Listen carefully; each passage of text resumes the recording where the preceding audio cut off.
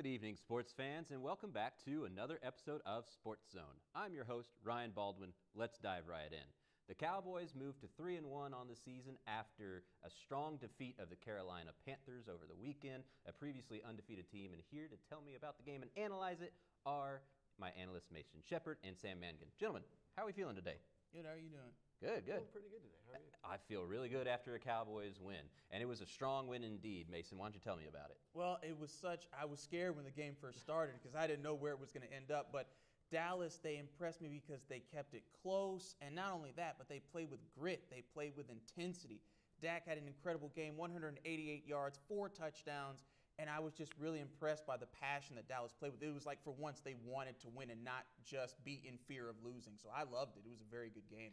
Yeah, I kind of feel like they watched the show from last week when I specifically called out Zeke and Dak on Zeke not running very well and Dak not moving his feet because they did the complete opposite of that in the game. Zeke with 143 yards and a touchdown, and Dak with impressive stats as well, 14 for 22, 188 yards, 4 touchdowns, and 4 rushes for 35 yards, including a nice one. Sam, was the offense complete package there for you? I believe so. I think they did really good. All around, throwing to every single one. Everyone got plays. Everyone got yards. And overall, everything went great.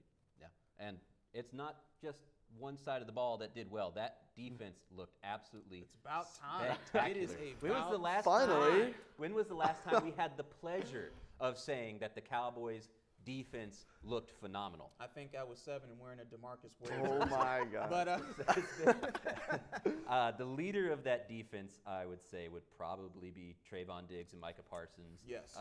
Which is crazy because Micah Parsons, a rookie and possibly Rookie of the Year status. Oh, yeah, without a And doubt. then, of course, Trayvon Diggs being early Defensive Player of the Year front runner. Yeah, Mason? oh, Agreed? my gosh. You know, seeing someone from the secondary step up like the way Trayvon Diggs has, I mean, he's first in the league with, 5 interceptions and 8 pass deflections. He has played lights out so far. And to see someone from the secondary step up, it's incredible. I love it. And Micah Parsons, what else can we say but an absolute Terminator on the field? He's everywhere. He wants to be involved. Again, it's another player at Dallas who wants to be there and play football and do the best that he can. And I love seeing that on the field. Yeah, I can't argue with anything that you said, and it feels good. I don't have to worry about having to have the ball in Dak and Zeke's hands the entire game because you're not worried about it anymore. And it's crazy because we haven't had that in a long time here in Dallas. And what's even crazier is that we have a bunch of people on the IR who have not even come back yet. Yeah. Lawrence, Neal, Gallimore, Kelvin Joseph, all these guys are starters who are not back on, and the defense looks this good. Sam, how are we looking for the rest of the year? This is a good start, yeah? I mean, I think we're looking great. We have Trevor Lawrence, we have Michael Parsons, we have everyone. Turnovers, back and forth, interceptions, everywhere. Every game, at least one. It's looking great for us all. I love it. Trayvon Diggs, guys. Yes. 5 interceptions, 4 games. Yes. The single season record, 14, set by Night Train Lane in 1952. And his name is Night Train. That's what it says in the official record books. I know it's a very difficult pace to keep coming up. 5 interceptions in 4 games is unreal. What are the odds, you think, of him breaking this single season record? He's got an extra game, which is a big deal because that's an extra game that he could theoretically make it for. Mason, what are the odds? I mean, for me personally as a Cowboys fan, I don't really want to focus on those odds. And I don't want him to be focused on them either. I want them to be focused on winning because that's when you start losing track, when you're focused on breaking records instead of winning. We can worry about that later. If he does it while they win, it'll be great. If he doesn't and they win, it's great. If he doesn't and they lose, who cares? I'm not worried about that right now, and he shouldn't be either. Sam, you agree he shouldn't be overplaying, trying to get these extra interceptions? I mean, overplaying and going for the ball doesn't hurt. If we go for the ball and get some more interceptions, that's just good overall for the team. If he gets beat, it hurts. If he jumps the pass and he gets beat, that's definitely going to hurt. Of course. Yeah. Okay, so Cowboys now 3-1, top of the NFC East, sole possession, and the rest of the division just does not look that good. Yeah, basically, they look pretty much set when it comes to the NFC East, you know what can expect. The NFC least will always be the NFC least, and that's just kind of how it goes. But if Dallas can capitalize on it, then we're in a good spot. So hey, keep being losers, Washington, the Giants, and Philadelphia. Sam, big game against the Giants this week. Yeah, we looking forward to a big W. I'm going to enjoy this game. It's going to be nice. Yeah, I think going up, you've set yourself up well. It's these games that you should win against the NFC East that you have to put away if you're going to be a playoff contender, and that's something that they need to do. And that will do it for the Cowboys. They play on Sunday against the Giants. Coming up next, the Mean Green football team were off, but we were not. Stay tuned.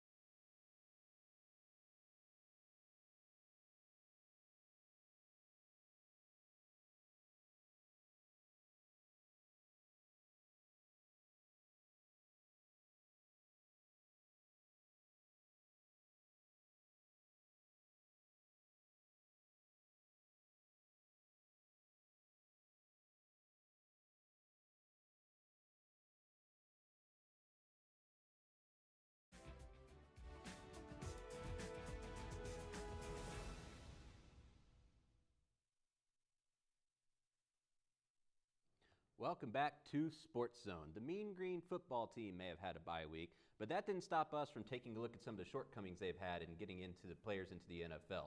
Here to help me take a look at that are my analysts Mason Shepard and Jose Moreno. How y'all doing today, gentlemen? Doing pretty well again. Yeah, Mason, thank you for double dipping here and no problem. Going back to back. Appreciate it. And so for that, I'm going to come to you. The UNT Mean Green football team has troubles getting players into the NFL. Currently, 5 players in the NFL with only one seeing any meaningful game time. Yeah. Why do we have such an issue getting players in the NFL and getting them to that next level? Well, UNT fans, let me talk to you. So, one of the problems with UNT is it turns out is when it comes to getting players drafted is UNT, as was discovered in 2018, is actually the lowest as it turns into the recruitment budget. And as we all know, with the larger the recruitment budget is, the more you're able to get the top talent. The more you're able to get the top talent, the more that you win, the more that you're able to put those top talents in the draft. Now, with UNT, the reason that we don't have the best budget is because we choose to stay here in the DFW area. And the problem with that is you can get a good selection of crop from this area, but also you got to expand. And when you don't expand, you end up with players that don't really make that big of an impact. Therefore, they don't really get drafted, especially when you lose. Yeah, excellent points. And I think the other problem you mentioned with the UNT recruiting staff staying in Texas is, especially in the Metroplex, you're already competing with SMU and TCU. Exactly. Those are 2 big-name teams that you're going to have trouble taking players away from. And I think we've seen some really good players go there and have success, but haven't necessarily been able to come here. Now, Jose, I'm going to pose the same question to you. Do we have any other issues that you're seeing with getting drafted? I'm from El Paso, so I grew up watching UTEP as a kid, sadly. And UTEP was very good at one thing, developing O-linemen and people in the run game. They were always good at that. They knew that they weren't good enough to win national championships. They weren't good enough to win bowl games, but they were good enough to develop O-linemen. Now, UNT, for some reason, doesn't choose to develop one group of player. If they became more of a something you, maybe a cornerback you, maybe an O-lineman you, they would for sure get more players to the NFL. But the thing is, they try to play like they have a chance at winning. You kind of get what I'm saying? Like, they don't really develop their players. They kind of use them more to just, we're trying to win games. Like, UTEP sucks, but somehow UTEP gets players in. That's because they have, like, some of the best O-linemen in the country every year. On top of that, I just don't think players really want to move to Denton. You got to remember, UNT campus is, I love UNT. I'm a proud Green Eagle, but would you rather live in Bruce, or live in Austin, Texas? Would you rather live in Denton with like a bunch of, hillbillies and rednecks and liberals? Or would you rather live in SMU in Dallas? Or live in, with TCU in Dallas? Be serious. Be honest with me. If I was a high schooler who wanted to go to a cool city, I'm not going to pick Denton. I'm going to pick Austin. I'm going to pick Waco. I'm going to pick the better schools.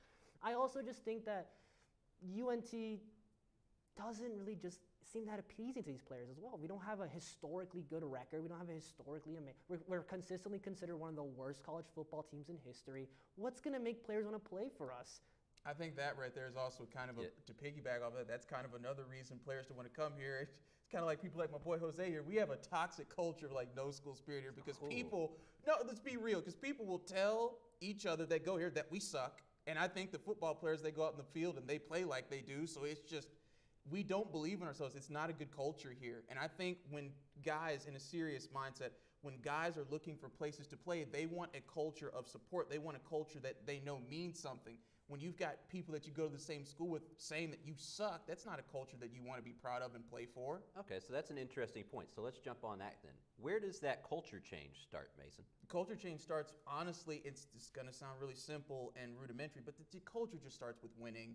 Because how you get there is when you have a culture that wins, you have a culture that supports. But when you have a culture that loses, and sometimes teams are able to rebuild and stay in a close-knit group, so it's not always just winning, but it's teams that can get those wins that create that culture and that school spirit and that tradition. And that's something UNT doesn't have. I mean, we got people knocking the head coach. So kind of like Boise State when they won against OU. 100%. Their recruitment and their rank immediately shot up because everybody was watching the Statue of Liberty play, all that stuff, and then they instantly became a household name, whereas nobody had ever kind of heard of them before. So I guess winning is the first step, and I know a lot of people say winning is a cure-all for pretty much everything. Jose, do you agree winning's the first step? That, and I think overall our school isn't like other schools. Like, I mean, think about it. UNT is mostly known as a liberal arts school, so we're not going to put as much budget into football as we are into other things. That's why I went to UNT, because I love the amount of money they put into NTTV. Shout out to NTTV. But at the same time, we got to remember that, like, we are not known as much as other schools. And on top of that, we're very much a liberal arts school, and a lot of liberal arts people, like myself, like you guys, aren't football fans like us. I hang out with the artsy kids. They don't even know any player on the football team. They don't even know the name of our head coach. So when our biggest majors are theater, film, all that, you're not going to have a lot of people who are going to tune in to watch football weekly. You're going to have people who are more into like, hey, let's go watch Minari at the UNT Union. Definitely tough times ahead for the Mean Green, and hopefully they can change that culture. But coming up, it is October, which means it is time for playoff baseball. Stay tuned.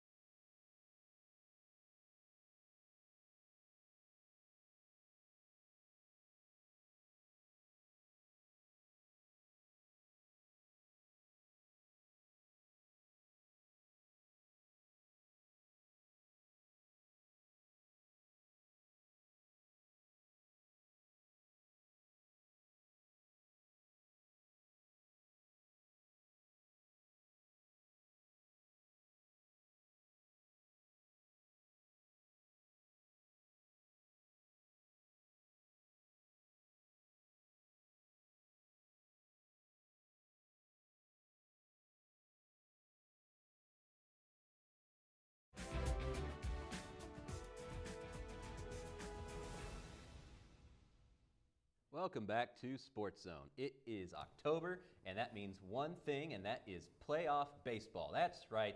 The MLB playoffs start this evening with the wild card rounds, and here to help me analyze and give our winners are my analyst, Sebastian Nava, and Sports Zone's own baseball expert, Amanda Malini. How are we doing today? Good. Doing good, thank you. Excellent, excellent. Amanda, as our resident baseball expert, I'm going to come to you first. Who is your front runner for champion? World Series champions this year are going to be the San Francisco Giants. The San Francisco Giants. Okay, well, defend your argument. What are your options? What are your points? Look, they had a projected a projected record of 82 and 75 and ended with 107 wins. Come on, and they've been consistent every time they've ever made the playoffs. It's really hard for me to pick against the Giants. Okay, well, that's fair, fair. Sebastian, what's your pick? I'm gonna have to go with obviously the LA Dodgers, because they have the roster to do it. A lot of them had the experience of winning it last year, so I just think they're the most prepared to. If anyone were to go back to back, it would be the LA Dodgers. Absolutely, I picked the Dodgers. Defense starts with pitching. The Dodgers have the best pitching staff in baseball, even minus Clayton Kershaw. They were first in MLB in ERA, ERA plus, WHIP, and we're third in baseball in strikeouts per walk, which are impressive numbers no matter how you slice it. Clayton Kershaw going down, obviously going to be a problem. Maybe he gets back much later, but it's looking like he's going to be shut down for most of the season. So we all have our picks for the team we think we're going to win. Now, Amanda, who's your dark horse? Who's going to surprise everybody, going to sneak up and make some noise? The St. Louis Cardinals. The Cardinals? They, for who knows what reason, seemed very much out of it back in August, but after a 17-game winning streak and you manage to make the playoffs, truly a wild card team. Sometimes it's not the best team, it's the hottest team that makes it in and does the best. Sebastian, who's your dark horse? It's really hard to call a team as big as the Yankees, to call them a dark horse, but you have to look at the pitching staff, Garrett Cole, and they've had one of the best bullpens, if not the best bullpen, just converting one of the highest save opportunities in the whole league. So, it's just, like you said, defense wins championships. Obviously, pitching wins championships too. So, I think the Yankees just have the bullpen to win it. Absolutely. Yeah, I picked the Brewers specifically as my dark horse. Again, kind of hard to call a second seed a dark horse, but nobody really expected them to be as good as they were coming into this season, and they came in and played lights out. So as sometimes it's that surprise factor of nobody thought we were going to be this good, maybe we can carry that through all the way to the World Series. See, I have a feeling that it's going to be, a little bit harder for the Brewers now, especially because they lost Devin Williams. True. Devin Williams, they're one of their best relievers. Obviously, they have a good bullpen. Obviously, with like Josh Hader, in the reliever of the year last year. But obviously, to lose a pitcher like Devin Williams, especially just by breaking his hand by punching a wall, that's obviously that's obviously really hard. That's not very helpful for the team. Not quite the way. Tonight, the AL wild card, Sir. Yankees and Red Sox. Whew, that's a classic matchup. Why don't you tell me a little bit about this one? So Garrett Cole is going to start for the Yankees today. Garrett Cole is Garrett Cole. Let's be honest, there's not much more I need to say about that one. He had an amazing season this year, and for the Red Sox, Nathan Eovaldi is going to be the starting pitcher. And really, both of these managers, both Aaron Boone for the Yankees and Alex Cora for the Red Sox, are right now at the end of their contract. So this is pretty much a make or break game for them. The potential to be the last game for them, regardless of how it plays out for them. So you might see much shorter leashes for the pitchers. You're going to have a lot of bullpen activity, honestly, because you have the opportunity to carry a lot of pitchers because this is a best of one. Yeah, best of ones always give that extra little bit of emotion and impact when you win and when you play. Win or go home is always a fun atmosphere. And then tomorrow we have the National League wild card, which is going to be the Cardinals versus the Dodgers. Our favorite, Sebastian, kind of preview that wild card game tomorrow. I see it as a really big matchup between, because it really has to be between the Dodgers pitching and the Cardinals offense. Obviously the Cardinals, went on such a big, 17-game winning streak. So obviously they have the offense to put up, obviously Paul Goldschmidt, Nolan Arenado. They have the talent to do it. But they also have to go against, one of the most loaded pitching staffs. Because not only do you could throw in anyone to start tomorrow. You could throw in a Max Scherzer, a Julio Urias, a Walker Buehler. You could throw any of them out there, and you can have equally great a game. And just throw in the bullpen too. I just only hope Dave Roberts knows how to manage his bullpen this time. Even if he mismanages it, it's not gonna matter that much. You're starting Max Scherzer. Max Scherzer was the trade deadline acquisition. Really? You're gonna try to tell me that Max Scherzer is not gonna be like? You think that tomorrow is gonna be the day he throws a fluke game? No, I'm No. not. I'm not gonna blame Max Scherzer. I'm gonna blame Dave Roberts because I've seen repeatedly Dave Roberts. I feel like Dave Roberts just gets bailed out by the kind of talent that he has on his team. If you abuse the talent and it doesn't work the way it should, then I get rid of him. That's my stance right now. We have definitely some exciting games coming up, and I am always a big fan of playoff baseball. There's nothing quite like that feeling of, especially in the wild card, one and done, and then going through all the way. It is truly October's greatest time. And then that'll be it for the baseball. Coming up next, we have UNT September standouts. Stay tuned.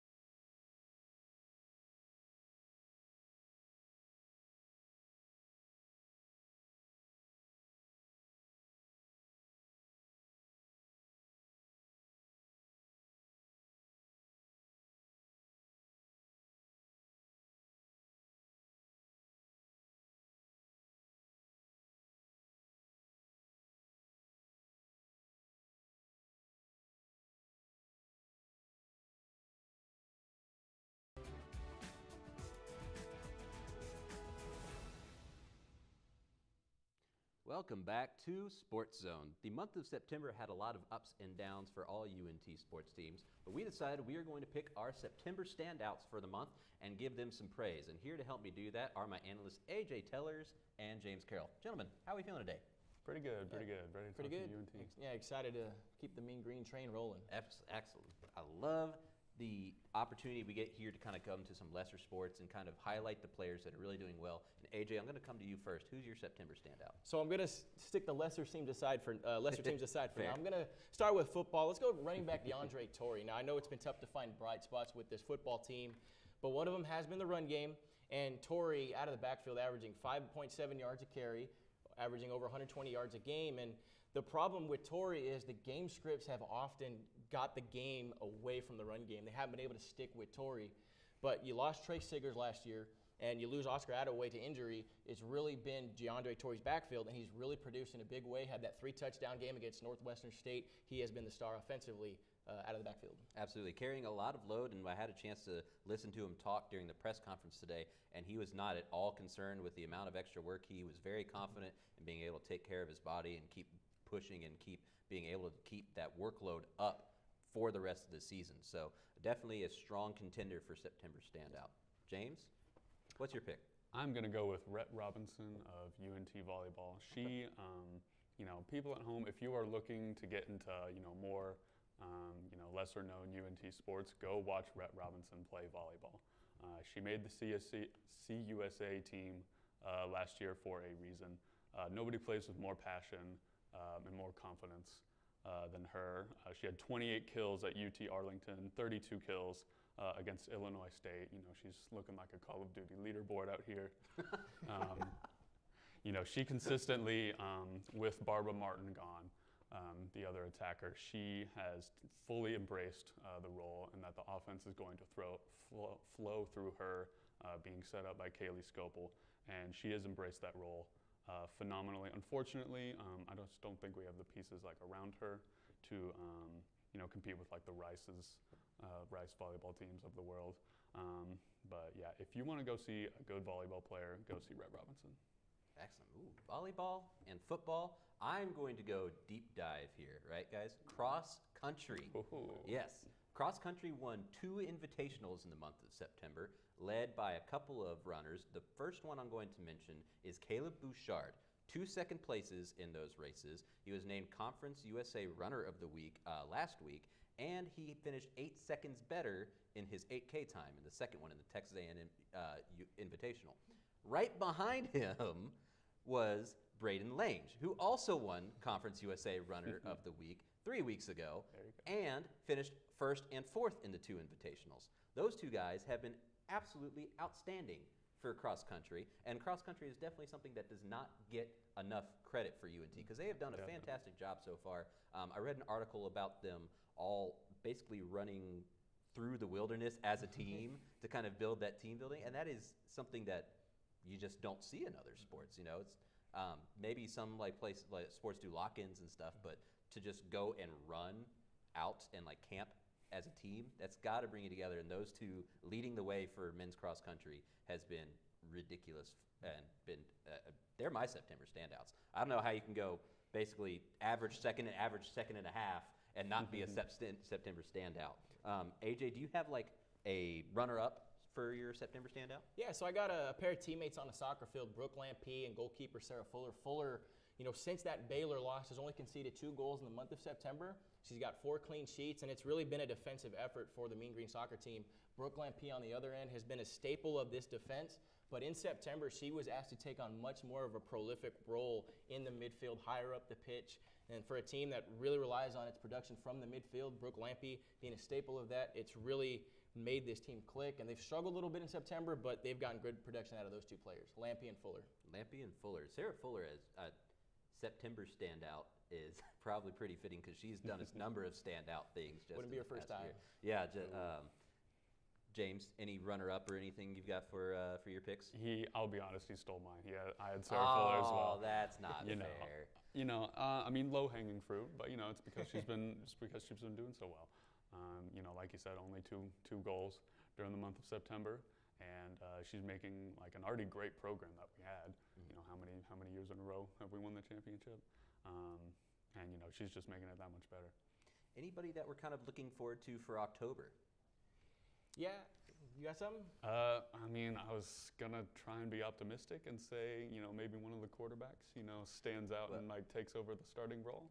Auni officially has the start this week. Okay. Austin Auni has the start, so we'll see how that goes. But thank you very much for watching Sports Zone.